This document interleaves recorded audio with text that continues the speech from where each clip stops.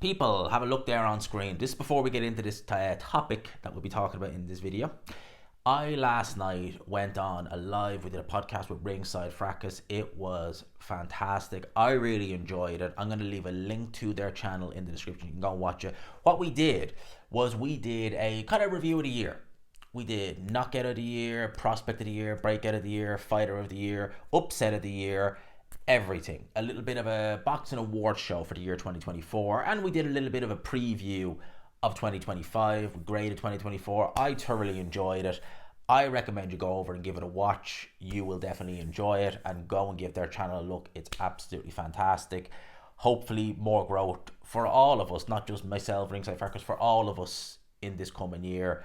I'm looking forward to it. I can't wait. Go over, give them a look, give them a subscribe, give them a like, all that good stuff.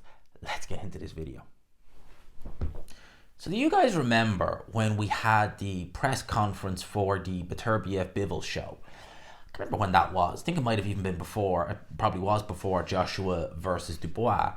Now, remember that show? Remember the press conference show? And Chris Eubank Jr. had that big outburst on Frank Warren. In fact, it might have actually been fight week. But he had that big outburst on Frank Warren. And, well, in fairness, he had a big outburst on everybody. And then he said, basically, out of all of them, the only one who cares about the fighter is Turki Al-Sheikh. Frank Warren really wasn't too pleased. And even when Chris Eubank Jr. was speaking during the press conference, Frank Warren was, I can't remember exactly what he was saying, but not a happy man. Now, he did say after that he would go down, a certain road. And it did seem as though Turki Al-Sheikh had, kind of got them together, smacked their heads together. I think Chris Eubank Jr. even apologised, if I'm not mistaken. And it seemed like that was all done. Well, the Daily Mail are saying that Frank Warren begins legal action against boxer Chris Eubank Jr. for defamation after he claimed Queensbury promoter had been lying and cheating his way throughout boxing in an astonishing outburst. Frank Warren has commenced legal proceedings against middleweight boxer Chris Eubank Jr. after the fighter said he's been lying and cheating his way through. Okay, they've already gone into that. The Queensbury promoter has managed some of the biggest names in boxing, including Tyson Fury, Prince Naseem Hamed, Bruno and Khan, yada yada yada yada yada yada yada. Blah, blah, blah. I'm trying to actually get any good bits of this. Okay, so now the Hall of Fame boxing promoter has begun legal action against the boxer for defamation in a case listed as media and communication defamation, libel and slander, according to His Majesty's Court and tribunals. The Athletic reports Warren filed the legal proceedings on December the 23rd, just after the Fury Usyk fight. I'm just saying, maybe he was not feeling happy, to say the least. The 72-year-old had accepted an apology issued by Chris Eubank. I knew he apologised after he hit out scumbag promoters. This is what it says here. It says after he hit out at scumbag promoters during an extraordinary press conference in September ahead of the clash with Poland's Karim Seremetin. His first, I thought they were going to say that happened in September. I was like, it did not happen in September. What else did it say? The Hove-born fighter first was questioned about his recent decision to sign for Ben Shalom boxing promotion.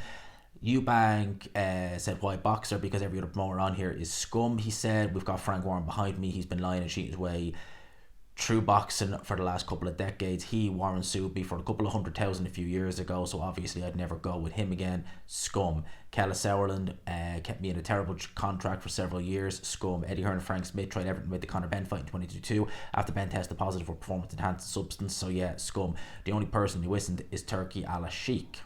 And obviously, yeah, and then Frank Warren came and said, why fight Hansis Shearers then, scum? Why don't you fight certain fighters?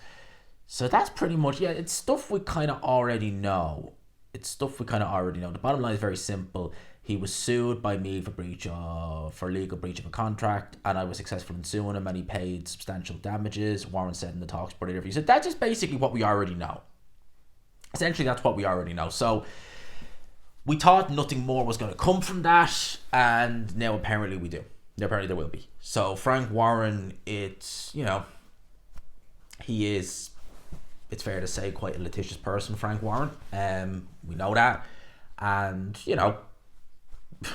Frank Warren, I mean, if you thought that Conor Benn, or if you thought that possibly Erislandy Lara, or maybe even Hamza Shearers was going to be the toughest challenge for Chris Eubank Jr. this year, think again. I know which one of them, you chuck Frank Warren's name in there, I know which one scares me the most. There you go. But yeah, Frank Warren is going down the league. Now, I wonder, is this another situation where Frank Warren is threatening to do something? Maybe he did it in the moment. I mean, doing it 2 days before Christmas is a little bit, okay, why would you do that? And, just happens to be after Fury versus Usyk, but I do look at that and think, you know what, is this Frank Warren just trying to, vent a little bit and stuff like that? Because you got to figure it like this. He said he was going to do it originally back when this first happened, and Turkey Al-Sheikh, as I said, a bit like what he's done with a lot of promoters and a lot of fighters. He's literally just gone, smacked their heads together. I'm sorry, whatever, it's forgiven, line in the sand, move on. Evidently, that was not the case with this one. It seemed that way at the time originally. I think they even posed for a picture, if I'm not mistaken. Not a, best friends picture, but I think they were at least cordial. And now apparently not. So Frank Warren going down the legal road yet again. This time with Chris Eubank, by all accounts. This time Chris Eubank Jr. So let's keep an eye on this situation.